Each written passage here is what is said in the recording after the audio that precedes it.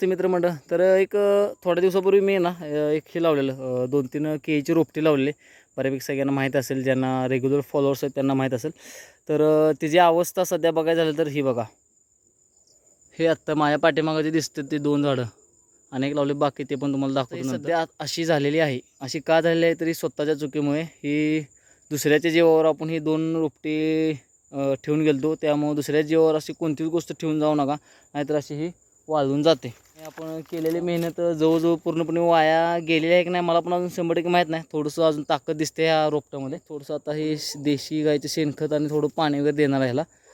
नशिबाने जगलं तर नशीब आपलं चांगलंच म्हणायचं. पण ह्या ब्लॉगमधून सांगायचं एकच होतं की दुसऱ्याच्या जीवावर झाडं बिडं लावून जाण्यात काय मजा नाही. असं कधी आपल्याला केळी खायला भेटणार नाहीत. त्याच्यापेक्षा आपली विकत आणलेली केळी परवडतील. जाऊन आता काय बोलायचं, म्हणजे वाईट वाटतंय, वाईट नाही वाटत एवढं बरं.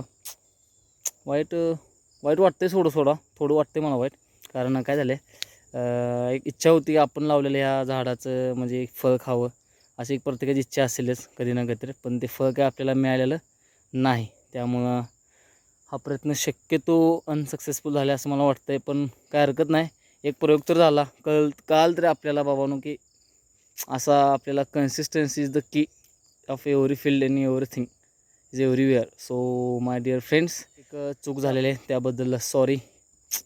पण बघूया आपण पुन्हा एखादी लास्ट ट्राय करू. जर जगले तर ठीक, नाही तर आपण आपलं विकत आणायची केली बरं का. जय हिंद, जय महाराष्ट्र.